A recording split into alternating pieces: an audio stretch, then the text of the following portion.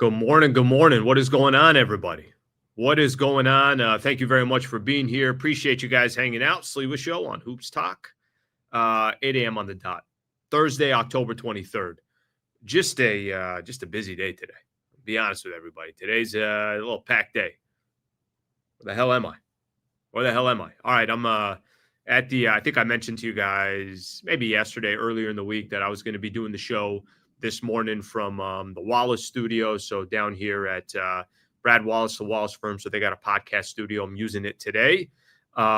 We got so many things to get into today and so many things that are just kind of happening even right before the show was starting. I was driving in here this morning and I saw this whole investigation in the NBA probe. So that's going on as we go. I already kind of had some other stuff planned out for the show as well.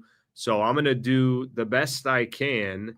If anything is happening while we're doing the show, then I'll just do the best I can to try to talk a little bit about it. So thank you for being here. Please do me a favor, if you guys don't mind, subscribe to the channel.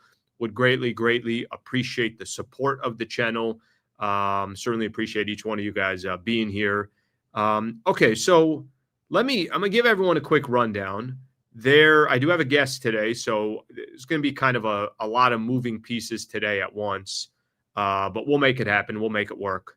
So I'll look at the comments here in just a second. Again, that whole NBA investigation probe, everything else, all that stuff that's going on will just kind of be, to be honest with you, I'll just do my best to talk a little bit about it, but I know there's still a lot of information that's going to be there that I know I'm not going to be able to get to at least live. So we'll kind of roll with it as we go.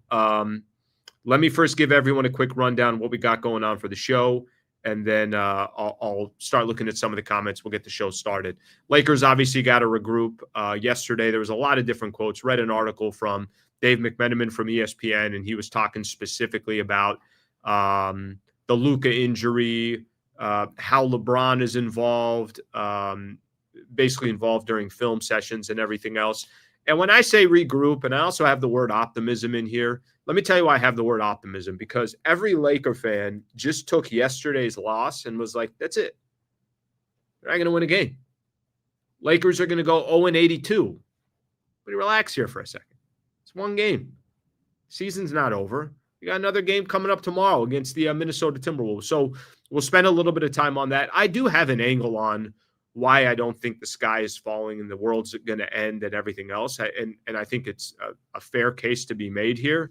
I do think that, when the dust settles, Lakers will regroup and figure some stuff out. I'll make my cases for it. You guys can agree or disagree on that. Dave McMenamin is going to join the show. So very nice with his time, very appreciative. He's going to join the show in about 10 minutes or so. So looking forward to having him on. I was listening to something yesterday. Shams was on the Pat McAfee show, and there's a LeBron update out there, but the LeBron update is not even really what I want to play for you guys, but I do have some audio that I want to play for you guys in regards to LeBron, and it's more about the roster and what's it going to look like, and he was sitting there watching, and there were a lot of stories being written about his vibe on the bench, so we'll spend a little bit of time on that. And then part of me kind of like, I don't know, I'm not really sure what LeBron wants from the Lakers, just they're married together for the next year. So I don't think anything is going to change from that perspective. Shaq yesterday talking DeAndre Ayton. How weird was that yesterday? Watching NBA inside the NBA, and it's on ESPN. It was so weird to see an ESPN logo next to all of them. I'm like, where's the TNT logo? It's going to take a second to get accustomed to for how long that show obviously was on that network. NBA news, gambling probe going on. I mentioned all that to you guys of what's going on in regards to that. And then I got some news that I started to make mention of yesterday. And I'll kind of give you guys a little bit more details about some of the different things going on with the channel, and some really good news that I think is just going to help the channel grow and a little bit more of the vision that I'm hoping for. So we'll get a chance to do all that. Let me take a look at some of the comments here real quick. Let's take a look here. Let's get a quick quote here. Every time you eat or drink, you're either feeding disease or fighting it. Damn, that's phenomenal right there. Lakers are famous for being drama queens. A little bit of drama in LA. What are you going to do? What are you going to do about the franchise sometimes? That happens here. Sweet background sleep. Yeah, I'm going to start taking some notes here from the podcast setup they have here. So something to keep in mind there. Appreciate that. Let's get a couple more in here. Good morning, Slee. Good morning, everyone. All right. Good morning to you as well, brother. I appreciate that. And then let's get this one. Did you watch a Slee game against the Lakers coming closer as Wemby will give you all 60? Brother, I watched Wemby yesterday, and Victor Wembanyama, I don't know what it is. I'm getting texts on a Wednesday night from friends and cousins, and are you watching this game? I'm like, yes, I'm watching the game. Wemby is unbelievable. All right, let's get started here. I do want to just get going here. And by the way, I'm going to give credit where credit's due. Wembanyama is unbelievable. Lakers trying to regroup. So they lose opening night. I do the show yesterday. Fun show. You know, obviously a lot of reaction. A lot of people are going to give their opinion. Overreaction, sure, that comes with the territory. I don't think anybody's too surprised or shocked about that. That, like I said, it comes with the territory.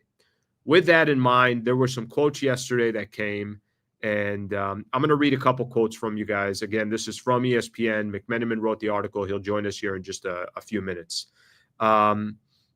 There was chatter after the Lakers loss, and it was, hey, is look at LeBron's body language. And you know what? I'm not 100% sure. Is this guy what's the vibe with LeBron? How come he's not being more engaged and this and that? Let me read a couple of quotes because I don't know if this needed to be addressed, but semi-addressed. JJ Redick said there was an important voice in the room as they sifted through the wreckage, talking about the Lakers' loss to the Warriors. LeBron was really helpful. So talking specifically about LeBron James, how much he was helping in the film session and everything else. And then JJ goes into, this is what they did wrong with Buddy Hield. This is what they did wrong with some of the other guys. All of us kind of talked about it on film. So JJ basically said they're trying to correct some of their mistakes. I told them him asking questions, him giving his input, us having a back and forth is healthy. I'd like to have a dialogue and back and forth and questions every single time we do film and teach. You got a question, speak up. If you want to make a point, speak up. It was good. So Lakers obviously trying to figure out ways to improve. There were some quotes from Gabe Vincent and Jared Vanderbilt. I don't know about you guys, but yesterday, I don't know how crazy I was about wanting to hear from Gabe Vincent and Jared Vanderbilt, who combined for 3 points and 3 rebounds after they had a phenomenal preseason. So I'm going to leave that alone. The only other thing that I'm going to talk about, which is already hopefully not going to be a storyline for too long, but Luka did seem to be uncomfortable, it looked like, in regards to his groin. Here's what JJ Redick said. He seems to be fine.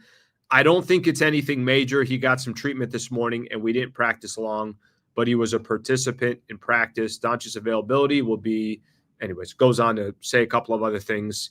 Here was my takeaway from listening to JJ Redick yesterday and the takeaway from game one and everybody's reaction as we kind of sit here in the dead day as the Lakers get ready for Minnesota tomorrow.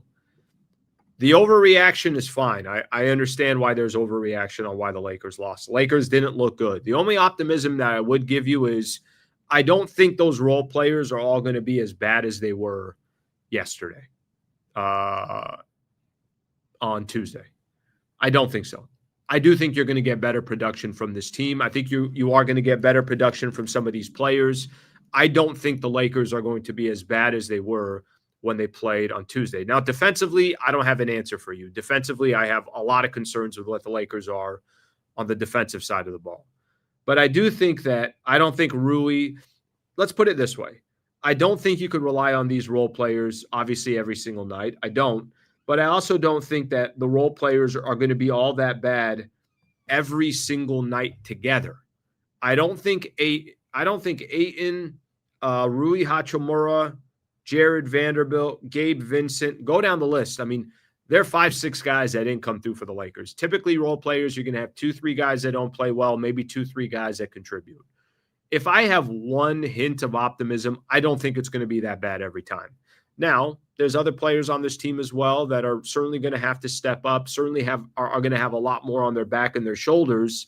And that part, that's going to have to change. Like when I say DeAndre Ayton can't really be a role player for the Lakers. He's got to be much more a contributor than a role player. So I guess my takeaway at the end of the day is this. My takeaway is Luka's going to be Luka. The role players you're going to have more guys that step up on a night in, night out basis. And I just don't think you're going to have nights, yes, where there's multiple role players that don't contribute, but I don't think it's going to happen every single night. I don't think that that's going to be the case every night. I want to read everybody a quick quote. I'm going to save some of this LeBron stuff for a little bit later in the show because there's a clip that I want to play. I want to react to it, and I'm sure you guys are going to have some involvement in it as well. But there is a quote that came from Shaq yesterday on DeAndre and that I want to just get into here real quick. Here's what Shaq said yesterday on Inside the NBA on ESPN. That's going to take a second to get used to. I'm going to tell you that. Listen, DeAndre, this is what Shaq said. That performance you had yesterday, I need you to step it up, my boy. You got to do 3 things. You got to rebound, you got to block shots, and you got to dominate. Easier said than done. This is coming from one of the legends of the game, obviously a Hall of Famer, 3-time champion with the Lakers, 4-time champion overall. There's one of Shaquille O'Neal. There'll never be anybody as dominant at just sheer size and just can push people around.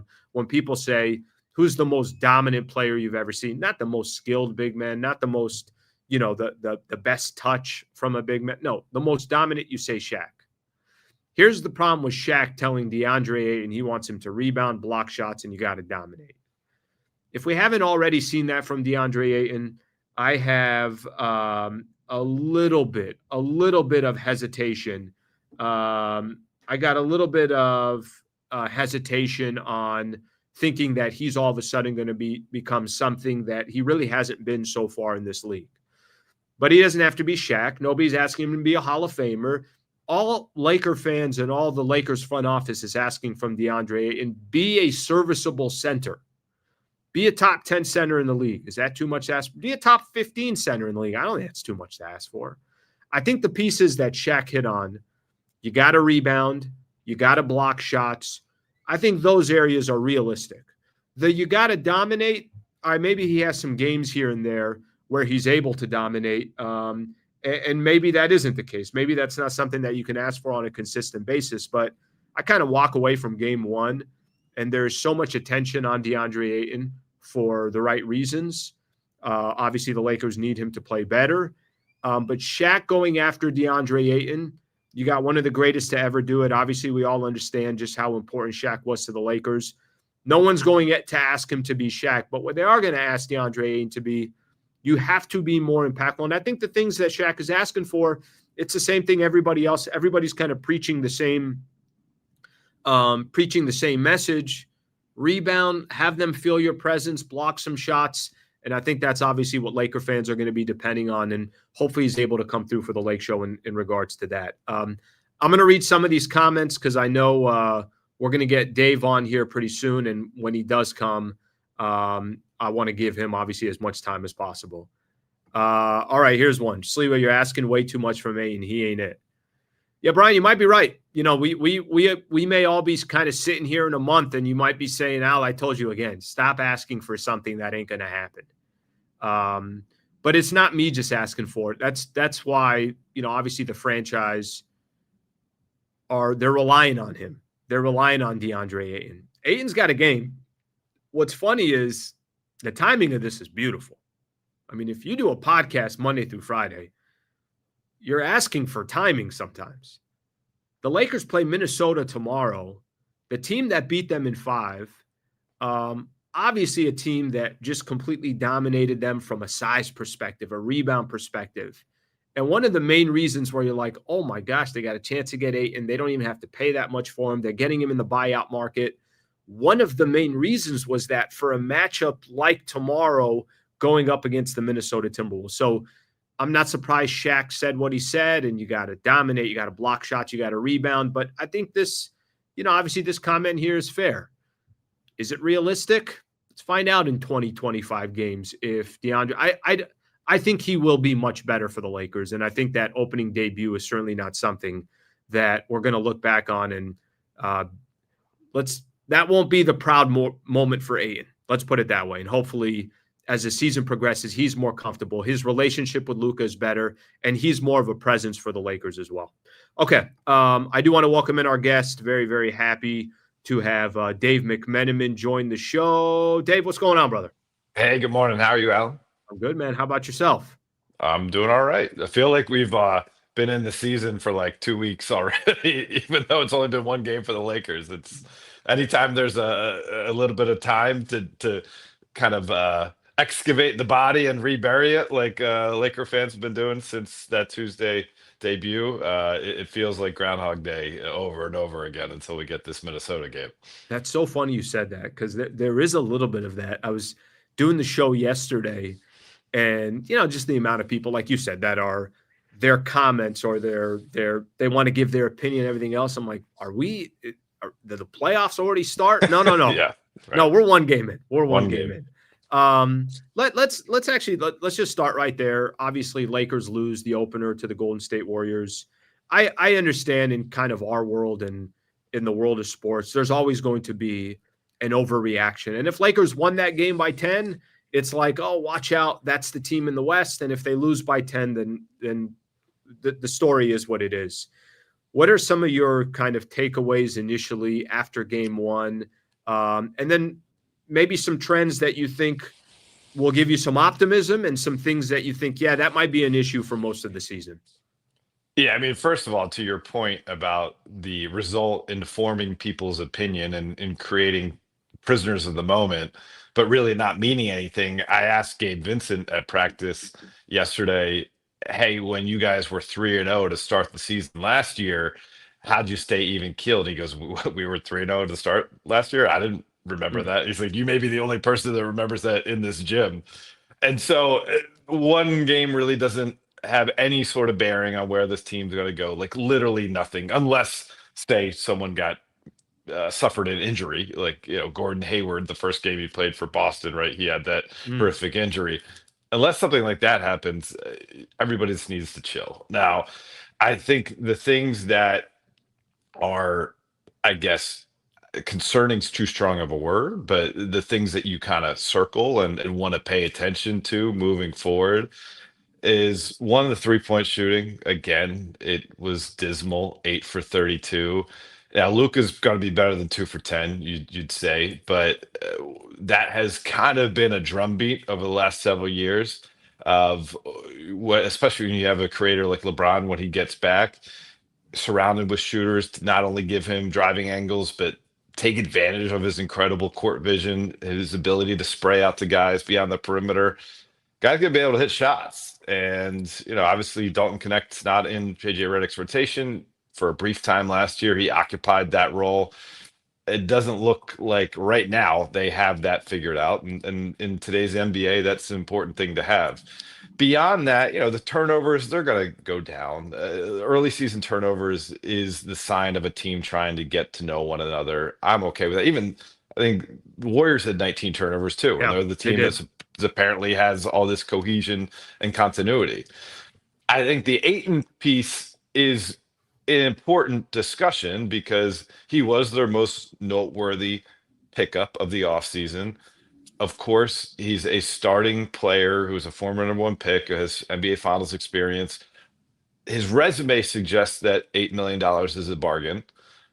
But if he can't occupy the need, then it's not really a bargain. It's just a temporary stopgap until the front office recognizes that they have to do something with that 2031 first round draft pick to get the team better for this year. If they mean what they say when Rob Pelinka says that we're all about championships with this organization, and every season that remains our goal, because I'm not going to blame Ayton for the loss. Certainly, he was not the reason they lost to the Warriors, but he also wasn't in that initial performance. You weren't like, oh, okay, here we go. They figured things out at the center position. So, Yeah, there'll be another referendum on the team on Friday, and you hope that at least Ayton can do a little bit better for the Lakers in the middle than they did in Game 5 against the Wolves when they lost in the first round, when Rudy Gobert had 27 points and 24 rebounds.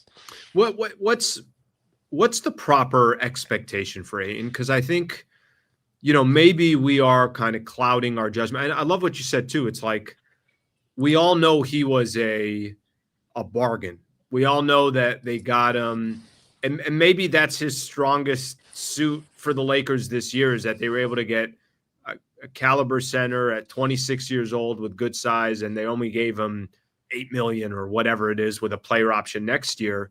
But what is the proper expectation for Ayton? Because maybe he has been overvalued, or maybe you need a center so bad to do well for you that you're putting too much stock into him. How do you view what's realistic for him this year?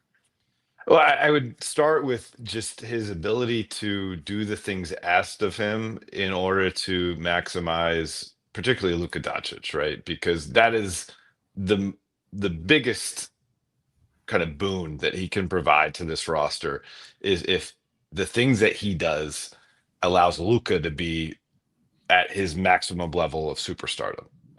And that is rolling hard when he's set to pick. That's obviously being able to not only roll in the right angle to be able to catch a lob, or to be able to be a lob target, but actually catching the lob and finishing. And then it also defensively, that's going to be a lot of things. That's communicating, that's being able to switch out on the perimeter. That's certainly using his length to get weak side blocks, to get deflections, to get steals, and really staying focused and engaged. Because, obviously, you look at his frame. He is built the way you'd want a prototypical center in today's NBA. I guess he's not 7'5", but that's Sure. a one-on-one guy, right? But outside of Wemby, he's just about exactly what you'd want frame-wise. And he has the credentials. He's proven he can play in big games. And so, to me, though, it's just about how his skill set fits in with Luka, because that is going to be kind of the cohesion or the rapport that will make or break his time with the franchise. I was looking because I didn't see his final stat line yesterday. So just 40 and 15 for Wemby to start it off. Yeah, Yeah, oh my God. It was one of the best season openers I can recall watching. What's funny is some of the highlights. I don't even know. And I was watching it live for the first half, and he had a couple highlights, went baseline, and what looked like, yeah, he's going to lay it in. He's dunking. Like, I can't even really describe it, but watching the Spurs bench react, they're like, nobody really knows what to say.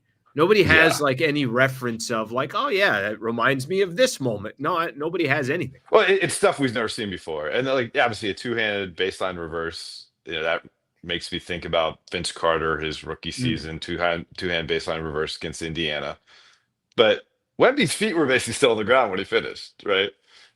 He had a two-handed reverse alley-oop behind the head in traffic. He obviously had that volleyball spike rejection, comes down the other end, and he's yo-yo dribbling into a step-back three. He had several plays where he's posting up a smaller defender, and the defender does a good job of using their leverage to get him to go to a fadeaway. But in the fadeaway, like, he's shooting it way above you. So, he's still like has complete clear vision when he's attempting a shot. It was a remarkable performance, and you're just like, it's probably pretty replicable. Like, I don't think it was like he caught lightning in a bottle. It's like, this is what we're gonna see a lot this season. Did that on AD as well. Only Wemby can make us just completely stop our conversation and say, well, let me just twist Wemby in the conversation. Right. A couple things also I'm curious on, of the role players for the Lakers. And I know, listen, role players are role players. So that means that there's going to be nights where they did contribute and they did look good. And there's going to be other moments where you're like, all right, yeah, I'm not going to mention that guy for a couple of days. As you kind of look at the important factors of some of the other guys outside of Austin Reaves and Ayton and Luka right now, Gabe and Vando had a tremendous preseason, struggled in their first game. I always look at, especially with LeBron out, just how important Rui Hachimura, how his role has just got to be so key for the Lakers. And we could go down the list. Jake LaRavia is new, obviously, on the roster. Marcus Smart, I thought, had some moments. Now, granted, whether they were the best moments or not, I actually felt his presence in game one. Got a little excited about that. When you look at the role players, what's ideal? Is it ideal that you need 2 to 3 role players kind of contributing a night? Just how do you view the Lakers' dependency on some of those other guys? I mean, you look at the box score, the Warriors outscored them 33-18 on bench scoring. So, like, clearly you're going to need more production there. And so we will start with the bench guys, right? And Vando did look great offensively in the preseason compared to what we've seen. Maybe that won't quite be that in the regular season. Hopefully it's a tick better than what we've seen in the past. I thought it was interesting that he said at practice Wednesday that, one of the things that I can do is when I get a long defensive rebound or I get the initial pass to start a break, not necessarily pass it ahead to a guard, like I am empowered by JJ to be the prober and continue to attack the rim. Like, and sure, like, he had obviously that Euro step in the preseason that looked so good. That might not have every time, but if he plays with kind of that offensive mindset to be aggressive, it'll help this group because, right now we don't know. Like, I like LaRavia's game, but it might be a slow burn for him to get to where he ultimately will be. Jackson Hayes is going to be dependent of the players he shares the court with. Marcus Smart, I agree with Marcus. Like, he played with an edge in game one. That was good to see. It was apparent. And I think that's going to translate, but I don't think he's necessarily a 20-point per game guy. So all of those guys, it's going to be like the mentality that they play with. I think particularly like defensively in order to get fast break opportunities to get a lot of their offense. Rui, I think, is the guy you really got to look at. He got hot in the second quarter, and the Lakers made it a 1-point game at halftime. And I don't know if I saw him on offense the rest of the game, really. And he has the talent, and he has the understanding of certain members of this group because he's one of the longest standing Lakers at this point. He's got to produce, like, that you need it. When you're trying to make up for 25 points per game with LeBron James out of the lineup, like, you got 26 out of Reaves, 43 out of Luka. Like, that's about what you're going to max out with those guys. And so Rui would be the guy that I look to, particularly offensively, to, he should have the ultra green light because they just need it from him right now. What do you make? You mentioned Reaves there for a quick second, and it's been an interesting, obviously interesting since the Lakers were eliminated against Minnesota. A lot of chatter about him. There's been a lot of chatter since Luka traded to the Lakers. Hey, is that backcourt going to work together? How much is Austin Reaves going to get paid when he does get paid? Is that how much money you want to put towards those two? Luka, get at it. Obviously, yes, whatever that question is. But from an Austin Reaves perspective, what do you make of? I find myself having a lot of conversations, especially with Laker fans, and the conversation is, how do you figure out Austin Reaves short-term and long-term? Do you think there are any questions about his long-term with the Lakers, or do you feel like the front office is, okay, it's not perfect, but this is a very good player that came through the system that is how do I describe it? He can drop 30 on any given night. He also has stats from a rebounding and assist perspective where he finds value, and he has his deficiencies as well. What do you kind of make of the Austin Reaves conversation that we've been having since after the Lakers lost in the playoffs? Well, the current leadership group has put a lot of stock and value in Austin Reaves and have backed up that feeling with empowering him both through, obviously, that first extension he got was, the best he could do on the market, and he's continued to have his role increase in his time with the franchise. So I believe that they still feel that way about Austin Reaves, Rob Pelinka, Jeannie Buss. Come the summer of 2026, we don't know if there's going to be other voices in the room at that point, determining just how much they value Austin Reaves moving forward. Austin Reaves has said repeatedly, he said to me, said it to others, that he wants, if he had his druthers, he'd be with the Lakers his entire career. And that's not lip service. I really believe he feels that in his heart. The summer of 2026 is going to determine, his value. And there's projected to be about 10 teams with significant cap space. And if the Lakers lowball him, he will be put in a position where he has to decide really what's best for him.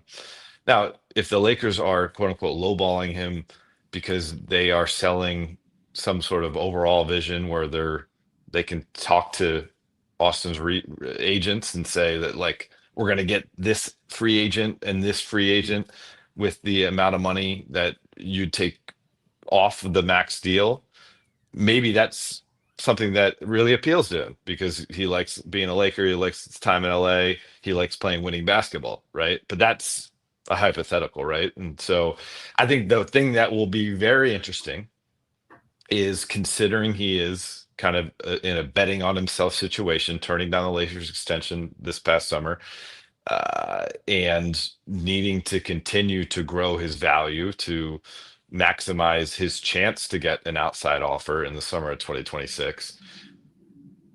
What happens if at some point JJ Redick, who has reminded us he cycled through 25 different starting lineups last year, thinks that the best thing for this team is Austin Reaves to come off the bench?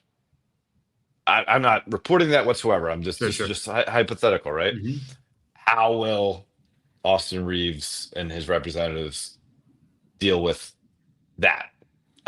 Because certainly he's been all about winning, but the nature of the NBA is that you have to be somewhat selfish, is the wrong word, but you have to make sure that you're doing whatever you can to also protect your own career projection along with the team goals.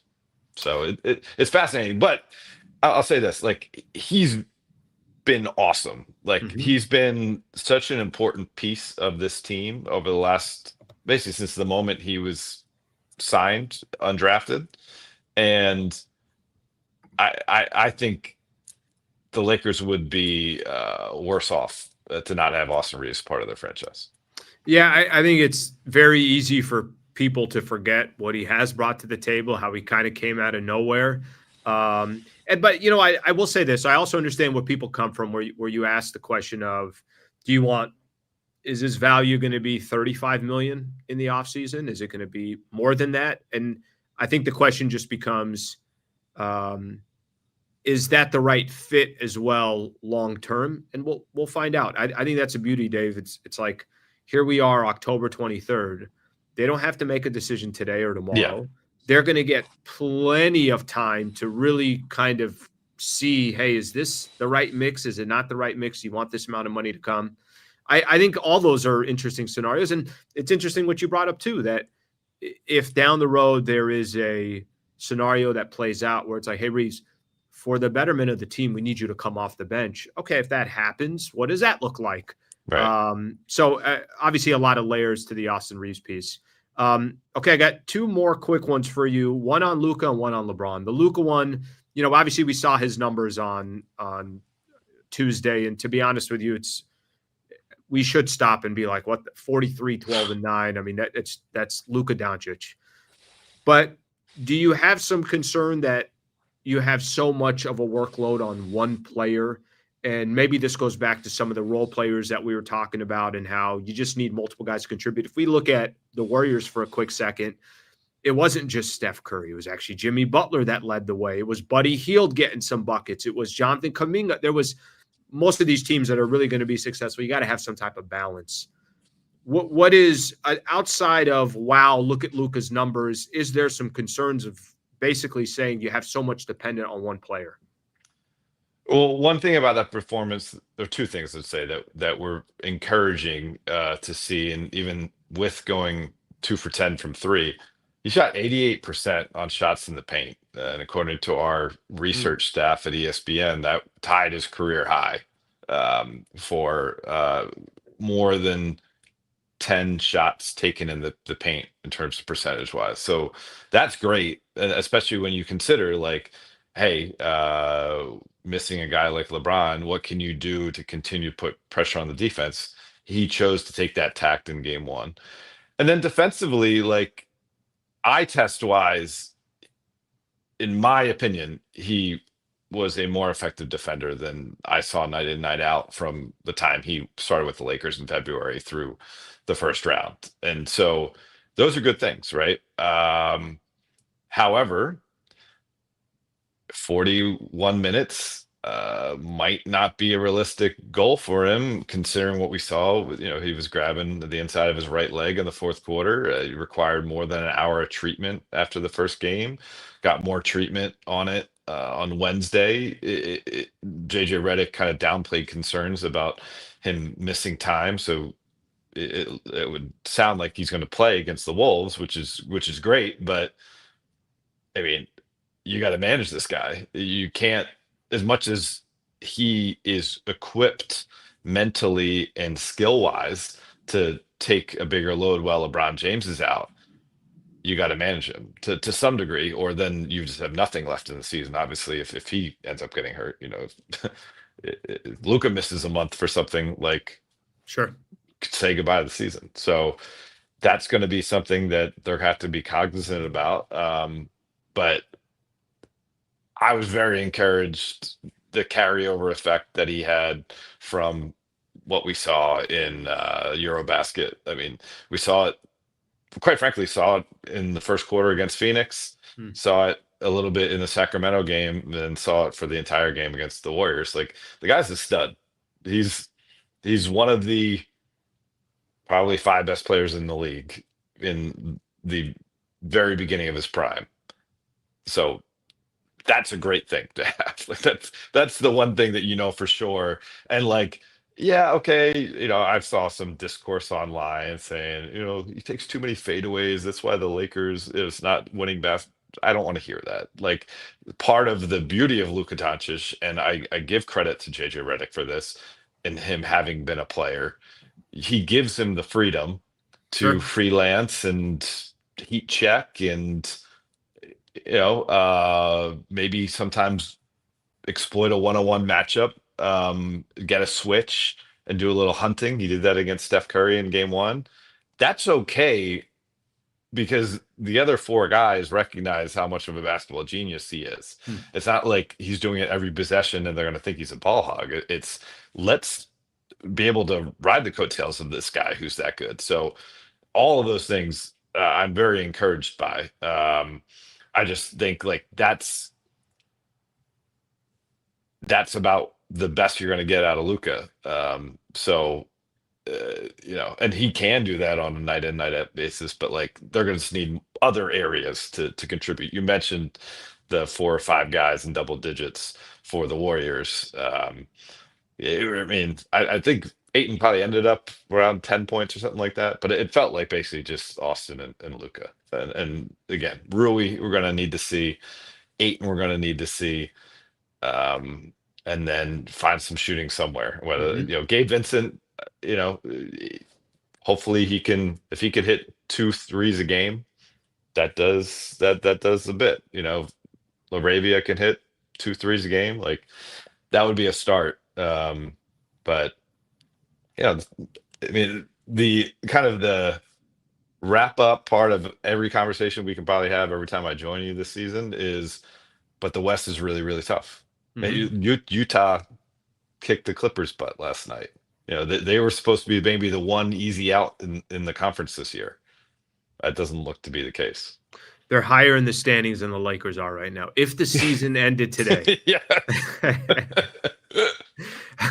Dave, final one. I appreciate the time as always. LeBron, I was listening to Shams yesterday, who was on the Pat McAfee show, and Mhm. kind of gave it wasn't new info as far as an update. They're going to take their time, probably mid-November, something around that time frame. One thing I did think he said that was interesting was a little bit more about how it makes him think of the Rich Paul statement in the offseason and how they're just kind of looking at the team and assessing the team and everything else. Just, I'm curious, where do you think LeBron is right now on he'll eventually come back? Obviously, if you don't think that the Lakers clearly need LeBron and they are hoping for the best version of him in year 23 when he does come back. Just based on how the offseason went, where the Lakers are sitting now, how tough the Western Conference is, where do you think LeBron is mentally in just his own space of the team, the roster, and trying to compete for a championship this year with this team? And the guy that I saw on media day was someone who seemed refreshed and motivated by the group that the Lakers have, and 2 feet down, 10 toes in with what the Lakers have, despite any kind of discomfort of the offseason, right? Now, anytime that basketball is taken away from someone, certainly someone like LeBron, whose whole life really has been about making that the center of his orbit, uh, it can be uncomfortable. And you know, I'm not going to join in the body language experts who tried to discern a message that LeBron may have been trying to send based on how he conducted himself on the bench in game one. I think that's preposterous, quite frankly. And I think further evidence of it being preposterous is JJ Redick. When I asked him about, you know, Wednesday's practice, I said, I assume you had a film session. And of course we did. And he started talking about the reasons and the ways that the film session was beneficial to the group. And JJ Redick, without me asking him or any other reporter asking him who was instrumental in the film session, says LeBron was really helpful. Like, so let's just put that part to bed, like that LeBron has any interest in not helping this team with his basketball acumen from the bench in practices in the moment until he can join the team on the court. The thing that still remains, and I think it was smart of Shams to remind everyone about this, is the last goal of LeBron as a professional basketball player is to be able to compete for a championship again. Mm-hmm. And so you can say, because Rich Paul obviously is one of LeBron's trusted friends, is his agent and advisor. He has the authority to speak on LeBron's behalf. When he says that, we should take it as gospel for what LeBron's thinking about as he is a member of the Lakers in year 23. And whatever we see, he sees as well. So if this team doesn't look like a championship contender,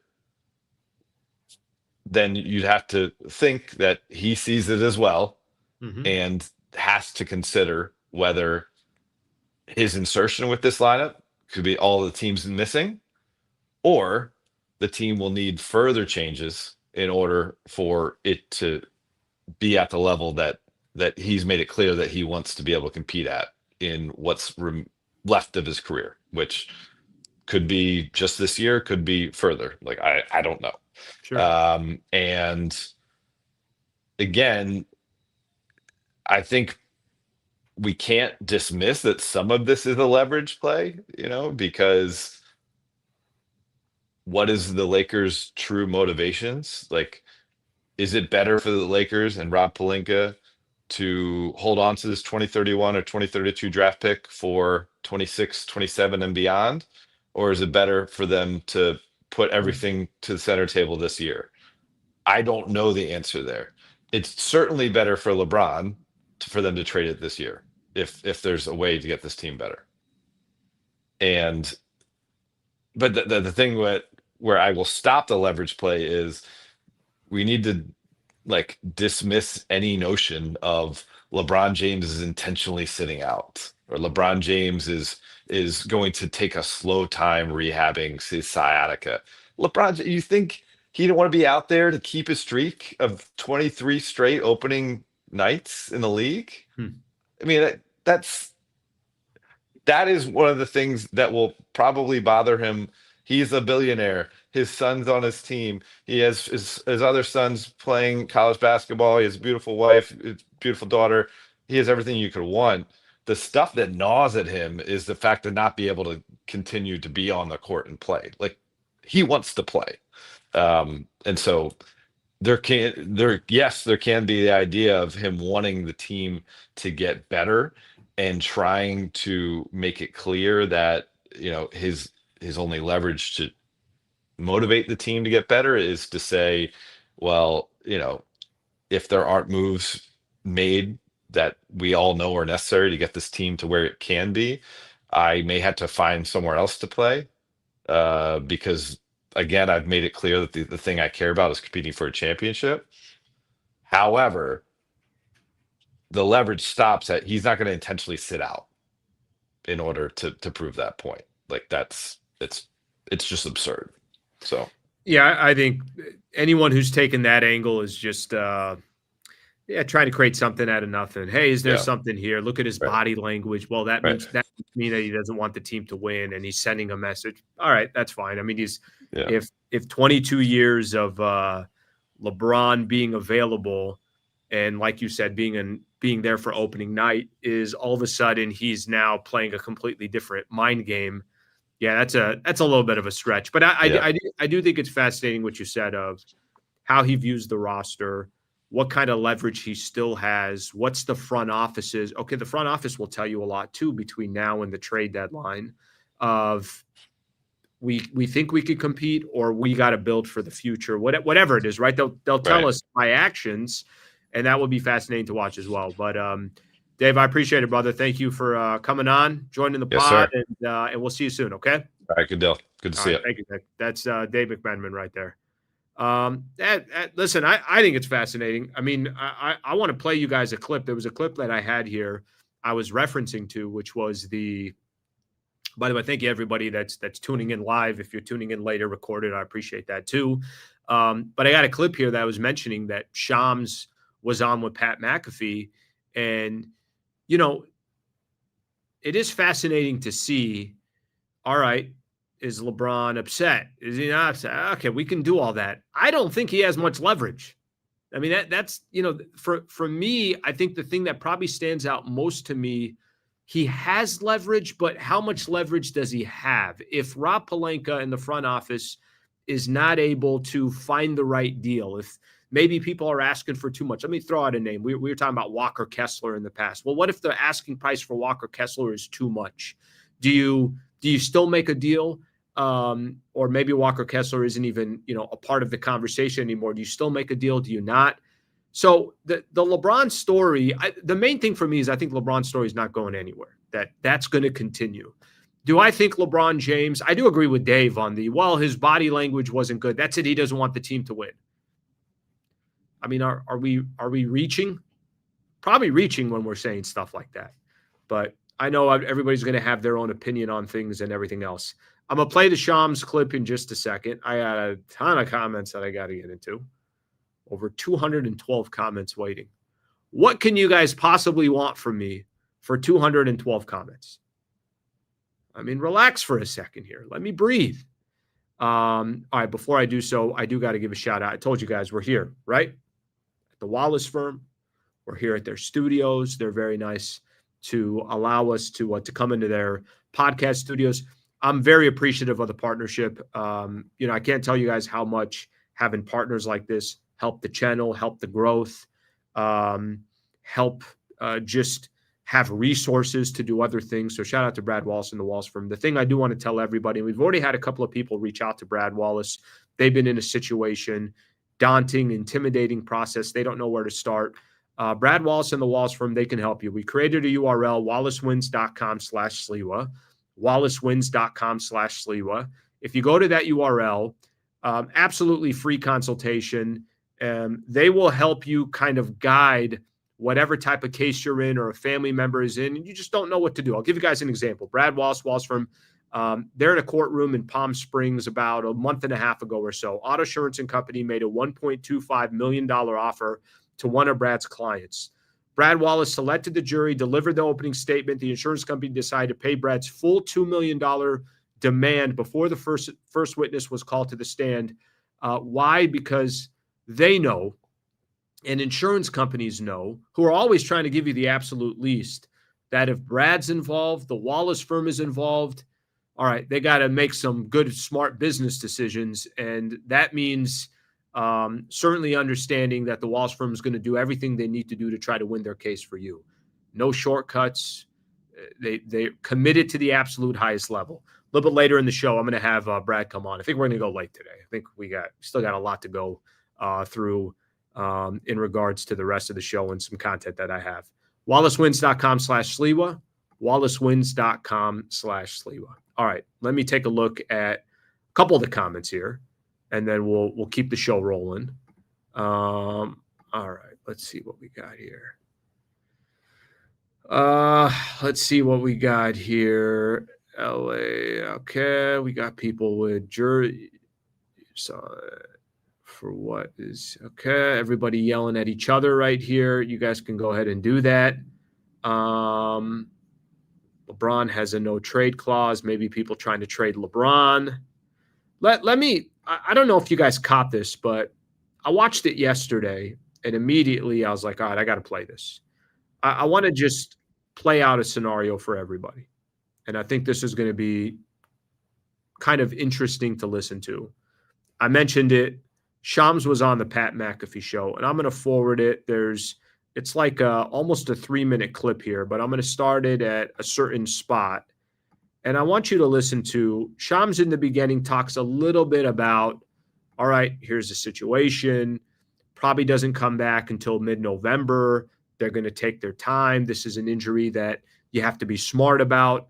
But I want you to take a listen to a piece of this about how LeBron is viewing this roster and this team. And I think that will lead into part of the conversation we were having with Dave. Take a quick listen here.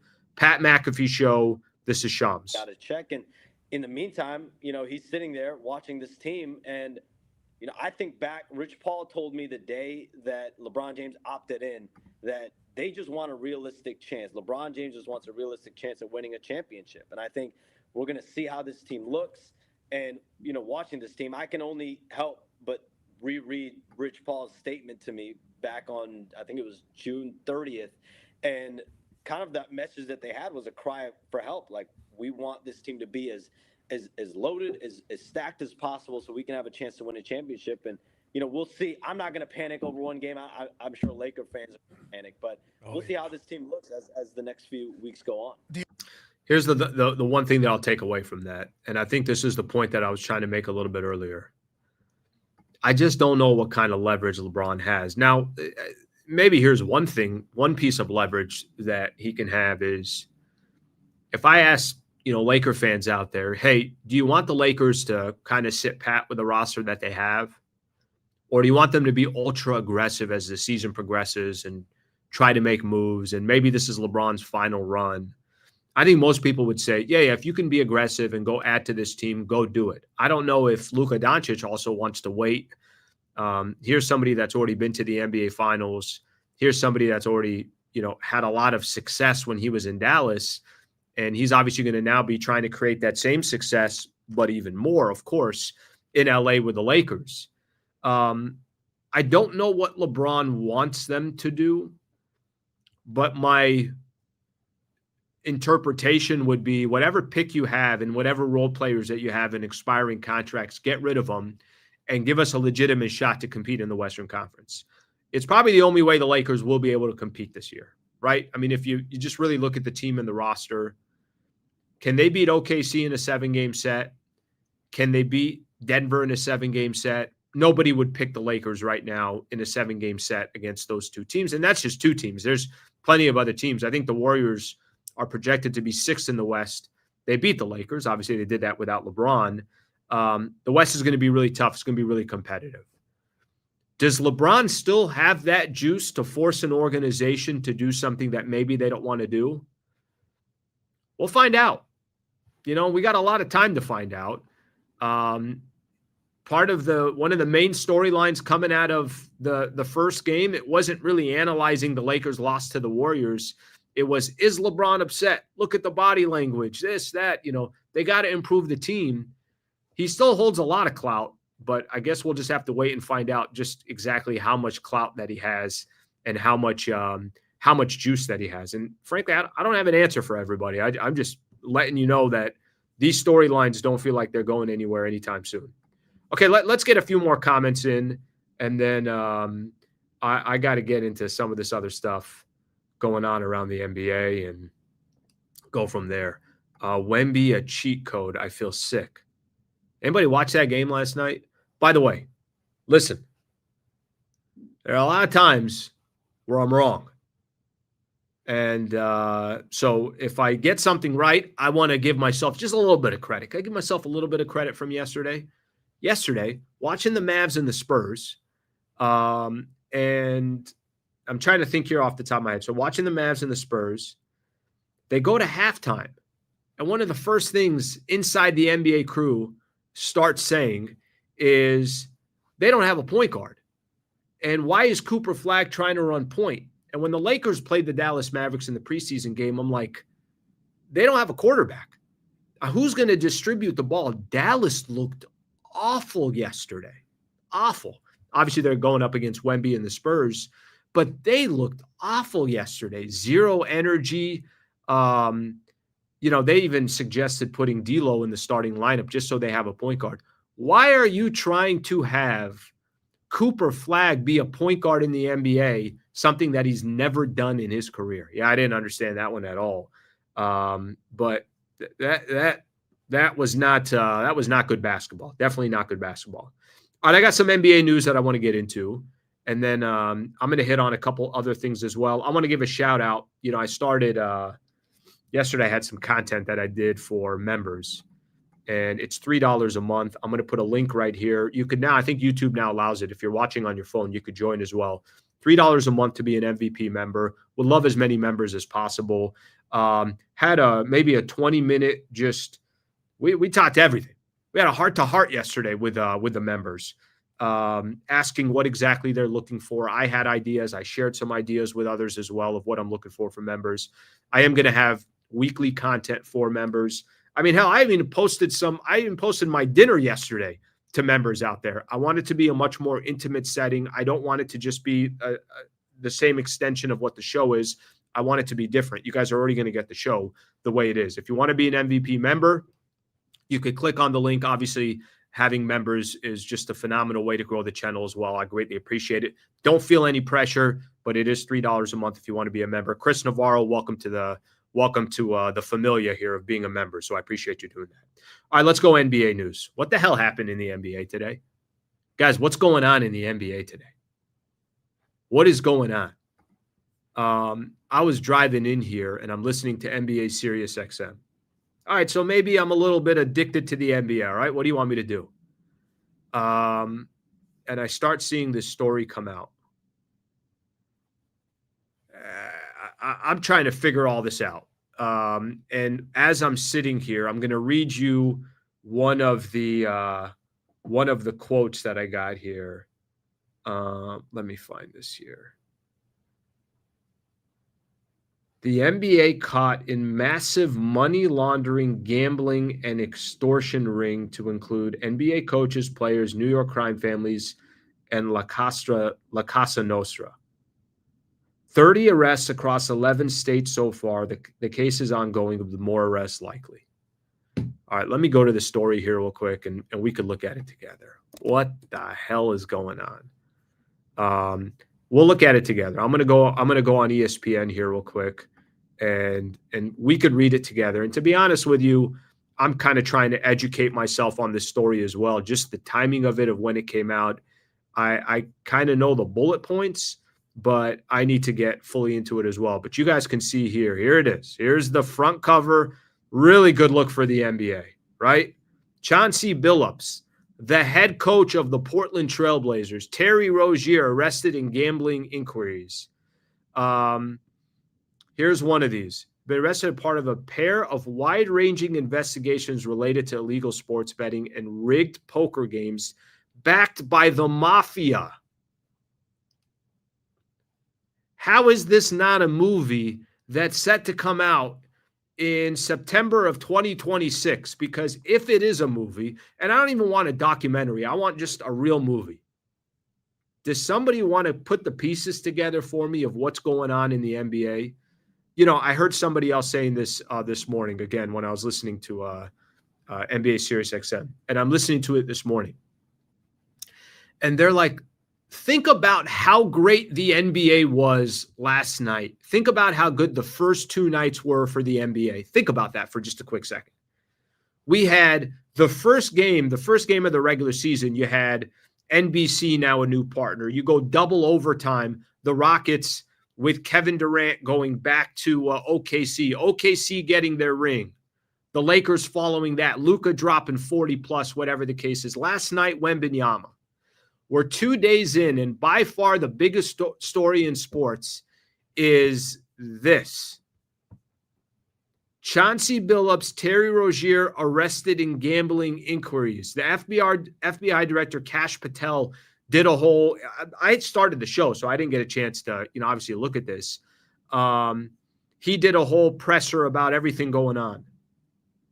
Billups, who was arrested in Oregon, is charged in a separate indictment alleging a wide-ranging scheme to rig underground poker games that were backed by mafia families. The defendants are accused of using technology to steal more than $7 million from victims in the New York area. I don't know what to tell you guys here. What I will tell you is, yeah, this ain't good for the league. I'm gonna go on my own little rant here for a quick second. Think about what online gambling is today and how easy it is to gamble.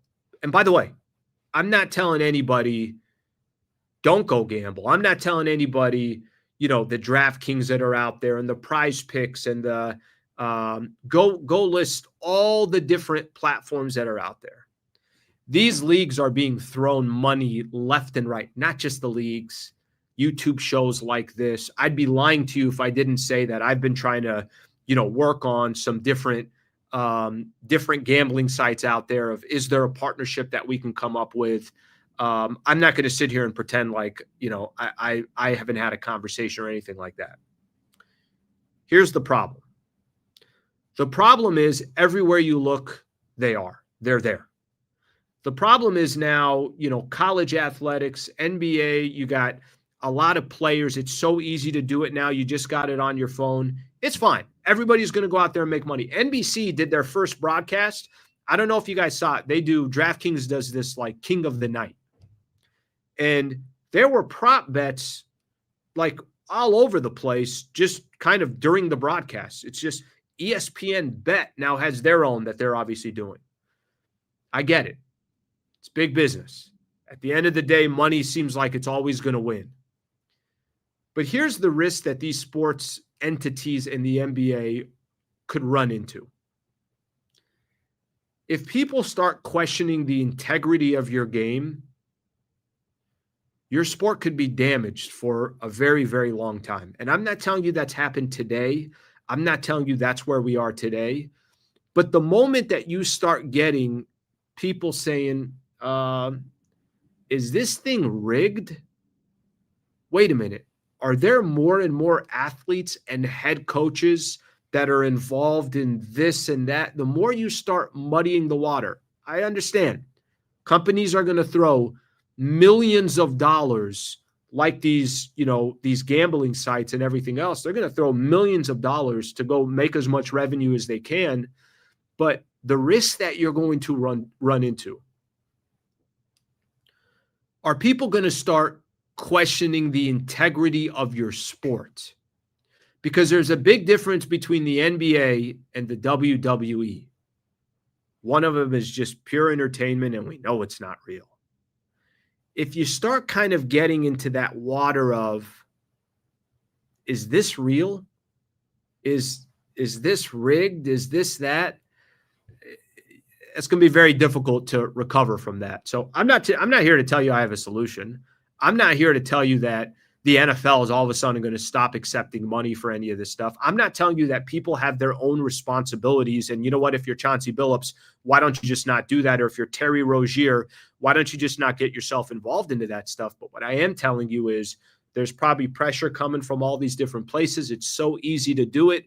It obviously makes it a little bit more sketchy when you have things like this and stories like this. That's a wild story. I mean, I don't even know where to go with it.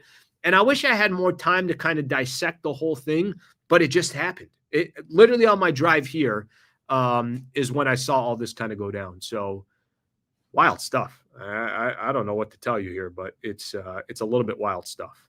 Okay. Other than that, I had some NBA news that I'm going to share here real quick. So on the NBA front, other than a gambling probe and a gambling investigation that's going on, the NBA was awesome last night. The NBA was amazing last night. Just a couple of the games that I'll point out. Knicks ended up beating the Cavs. All right, not that big of a deal. Philly beats the Boston Celtics. How about VJ Edgecombe? 34 points in his rookie debut. Unbelievable. Literally unbelievable. Tyrese Maxey also dropped, I think, 40, if I'm right. So 74 from those young guns.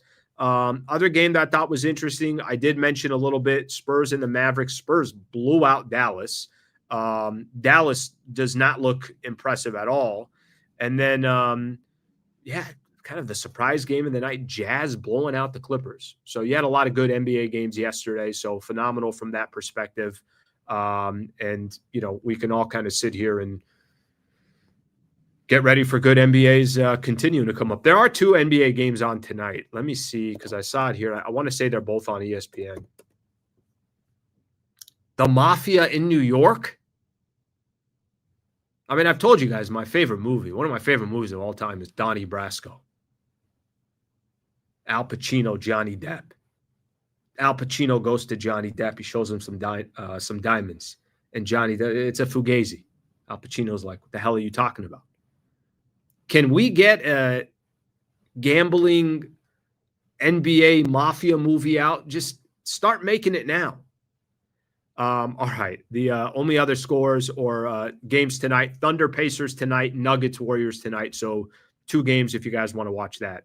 All right, Eli, in LeBron's defense, I've had sciatica. It's brutal. You can't sit or lie down. Damn. And the pain never stops. His body language showed both physical and mental exhaustion. I don't think you have to justify anything, Eli. I really don't. I think anybody that has thoughts on, his body language and everything, you can say whatever you want, but at the end of the day, we're all just making wild assumptions. So I'm not going to play in that wild assumptions game. But Eli, I appreciate you chiming in, and thank you very much for the 10 spot, brother. Appreciate that. Thank you for your chat there. I like your chat more than everybody else's. Any comment? For some reason, this one I like a little bit more than the other comments. Thank you, buddy. Appreciate the 10 spot. If Wemby can stay healthy, he's the best player for the next 10 plus years, but history is not kind to people over 7 feet tall.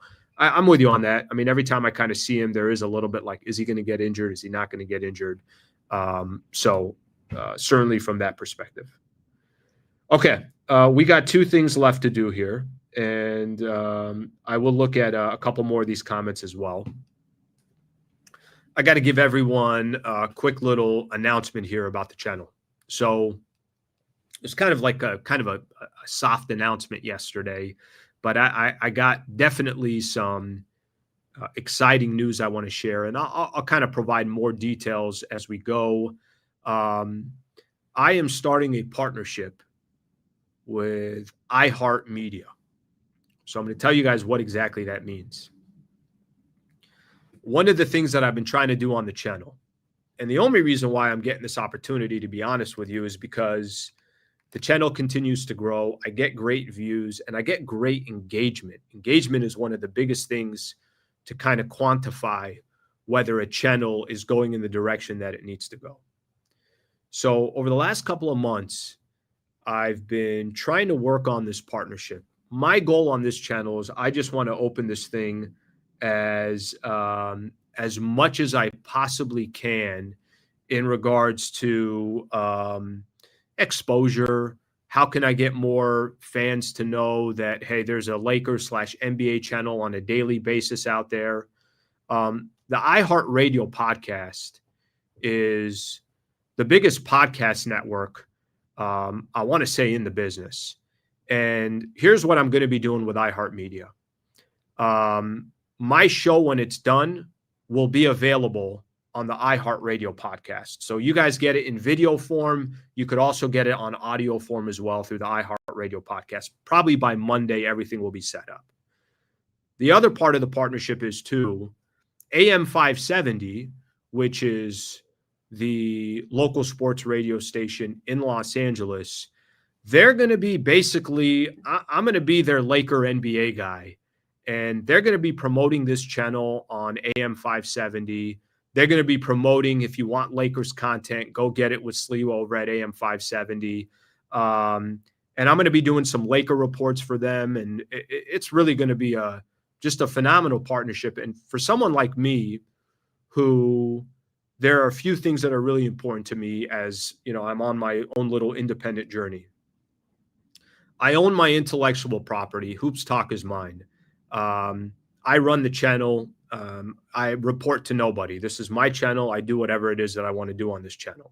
But the beauty by having a partnership with iHeart, with AM 570, I'm not only going to expose the channel, try to gain more followers, subscribers, just grow the channel as best as I can. There's other platforms, obviously, that can help me do that, which is going to be iHeart. Aside from all of that, the beauty is I now have kind of more microphones to work with to try to continue to grow my business. So this is a big deal for the channel. It's a big deal for me as well. I definitely have, you know, my history is in radio, so I miss radio. I want radio incorporated. And anytime I have a microphone on radio, well, I could just go live on YouTube. So this little ecosystem that I'm going to have. So I'm very excited about it. I think it's going to be big for the channel. I got there are a lot of people that are a part of that local team as well that will help sell the channel. And I'm sure it's going to open up some more opportunities and everything else. So yeah, excited about that. Wanted to make sure I shared that with you guys. We haven't even put out a press release yet. I know that's coming soon. Yesterday, I went on with one of their shows over at AM 570, Petros and Money. If you guys know, been around, for years in the Southern California market. Today, I'll go on with Fred and Rogan and Rodney. So it's going to be cool. This is, I genuinely now have just an additional mic to try to grow the channel, but this is 100% the platform that I'm going to be on. They're just going to try to use my content because they know we got a good show, and they'll try to build some of their base as well.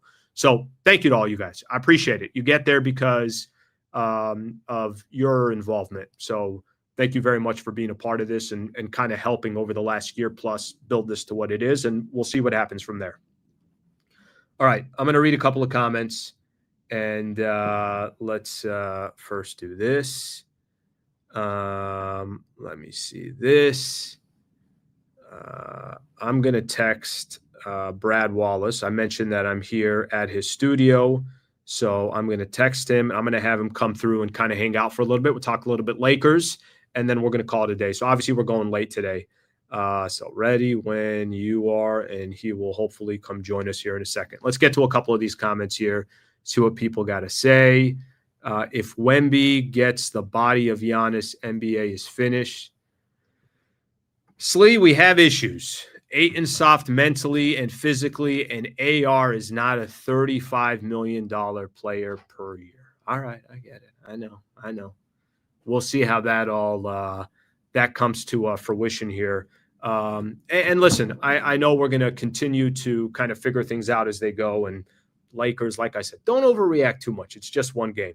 Okay, let's bring in our guy, Brad Wallace Firm.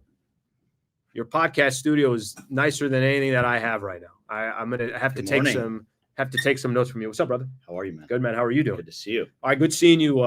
So obviously everybody knows you guys have seen Brad before, and obviously a great partner of the show as well. Congrats on the new partnership. Thank you, brother. Very excited to see the channel continue to grow, and just know that we'll always be the first partner. Damn right. But we want to see you continue growing your partnerships, and very excited for you. You know what's cool is Brad and I know each other for a while, but what's cool is I could go to Brad through this whole process over the last couple of months that I've been working on this. There's certain people in the industry too that you can kind of depend on and rely on and ask, hey, what do you think of this situation? I know you have your legal head always going, and you're like, hey, look out for this, make sure that. So I appreciate you being a part of that process as well. Of course. So we see each other game one. You're there with your son. I think the moment we kind of, it was the start of the third quarter, and then the Warriors just go on a run. Right. It was when I left my seats to come say hi to you. I screwed it up. That the Lakers. I jacked it all up. What did you make of just your initial thoughts of game one?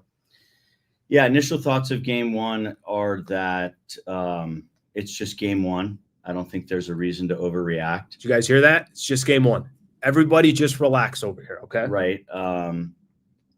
There's some new pieces. They didn't have a full preseason. Luka played in Europe over the summer, so he kind of was resting a little bit for the better part of the preseason. So, and then they played a Golden State team that, even with the addition of Butler, had last season and preseason to kind of gel. Continuity. Yep. Yeah, even in the preseason games when they played Golden State, Steph was playing and Butler was playing and Draymond was playing. So Golden State seemed to be a little bit more in midseason form, and the Lakers seemed to be more of like a new squad that's trying to figure it out. With that being said, the game was tight. The game was close. They went down. They came back. Luka didn't shoot the ball very well, but he still had 43. I think, they're going to have to find ways to incorporate Ayton. I think, especially with LeBron being out for a little while, they're going to need more offensive production from guys like Jake LaRavia or Gabe Vincent. Yeah, you got to have 2-3 guys that are stepping up. I'm a little concerned about outside of, Reaves and LeBron, who they have as like ball handling guards to be able to make plays. Vanderbilt's a little bit of an offensive liability. Marcus Smart is a little bit of a defensive specialist kind of guy. You don't really look to him to create off the dribble. Gabe Vincent's a little bit of shooting guard. He's not really a playmaker.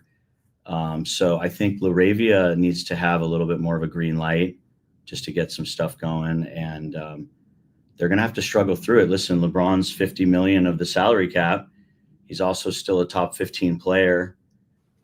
He's also, one of the smartest players to ever play. And, so in order for them to have any chance this year, LeBron's got to be on the floor.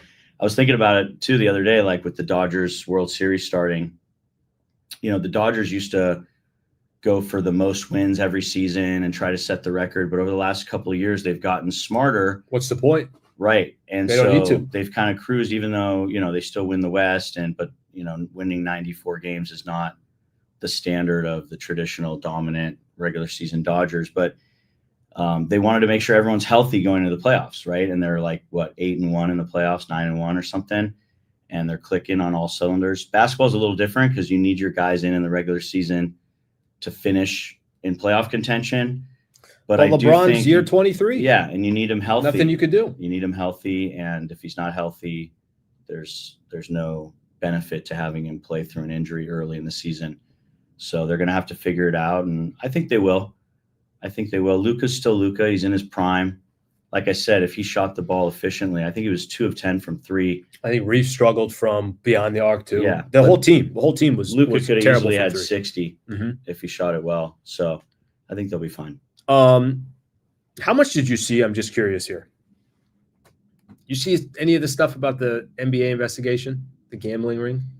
The article this morning? Yeah. Briefly, I looked at it. The one thing that struck me right away was the little blurb in the article about I need legal people. Terry Rozier, that, and this happened with baseball earlier this season with the Cleveland Indians. Basically what happened is, all these casinos and online betting outfits all over the country, they have a network where, the government is kind of monitoring like irregular betting activity.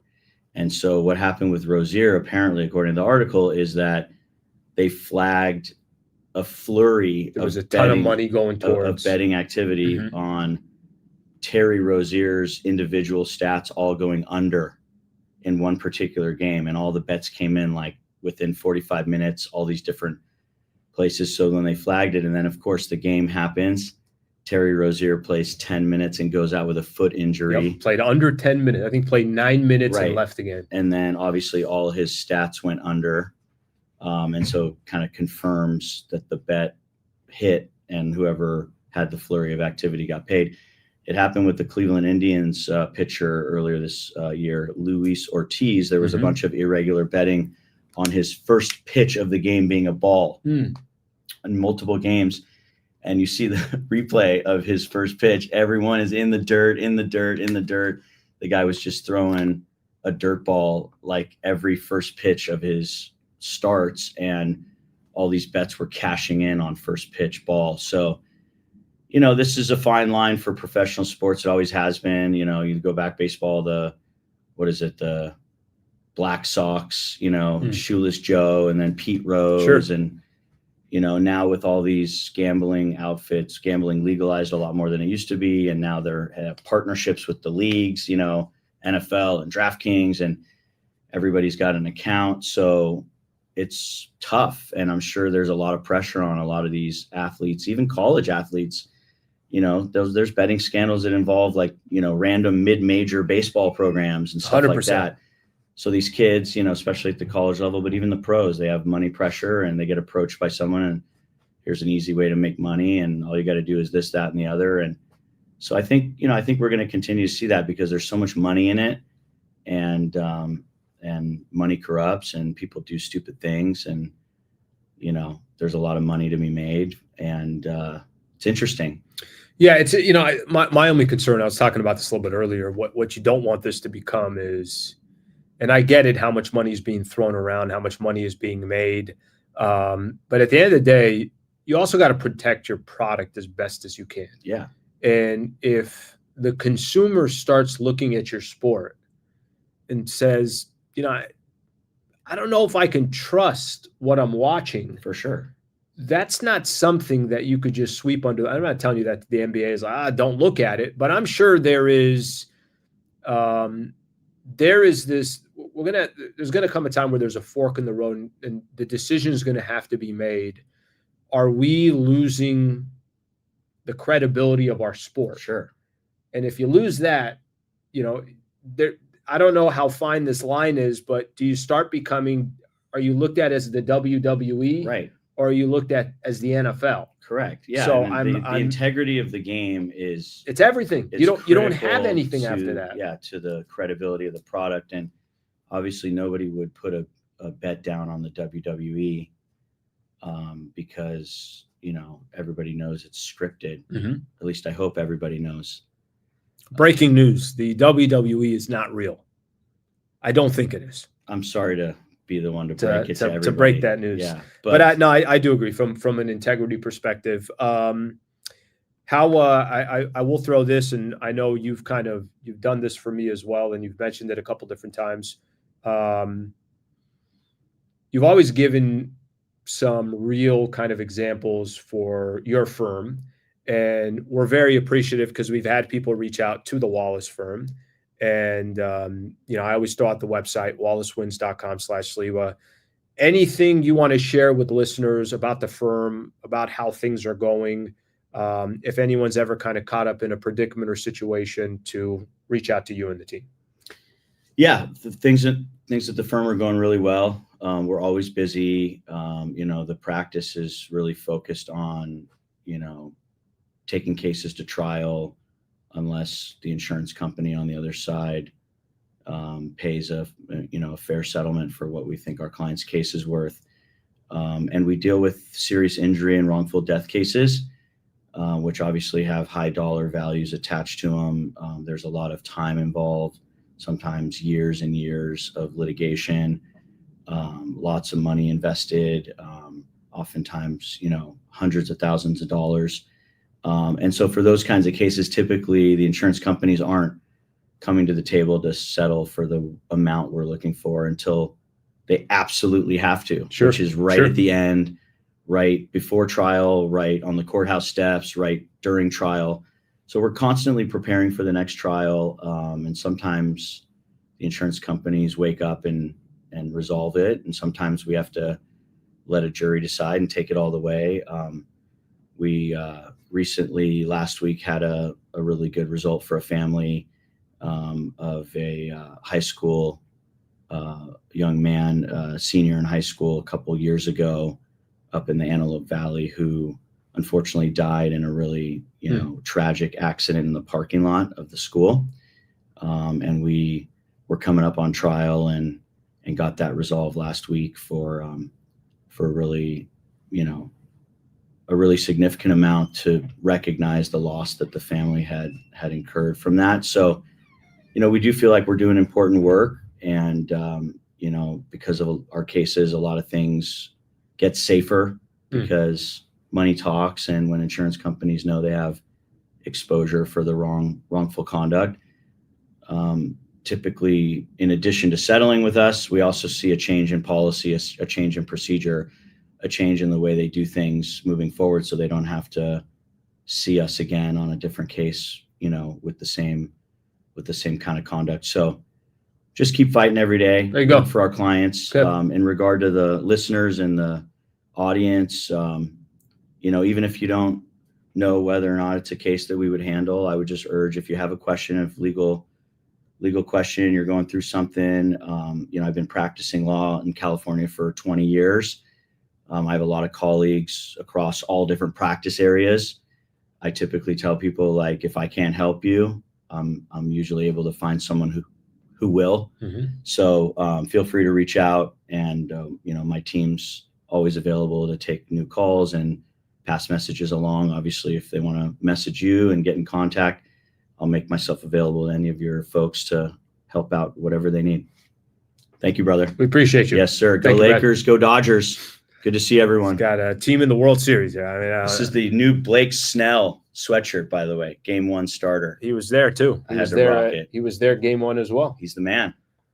Damn good pitcher. Hey, listen, just remember, the Dodgers are now America's team How?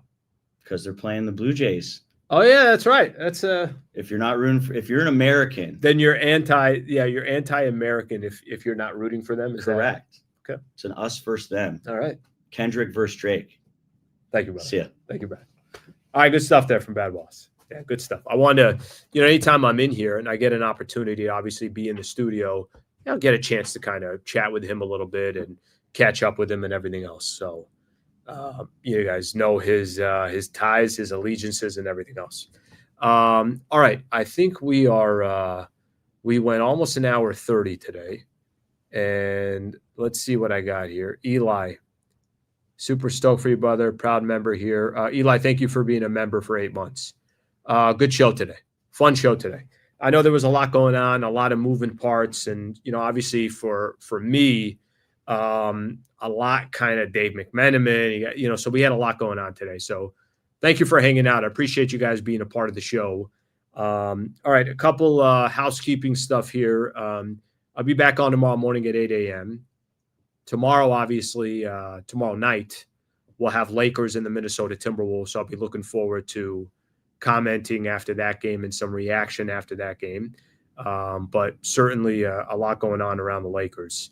if I didn't get to your comments today, it's a little bit more difficult today to look at all the comments. And, I would prefer getting a chance to see what everybody's opinion is and thoughts were and everything else.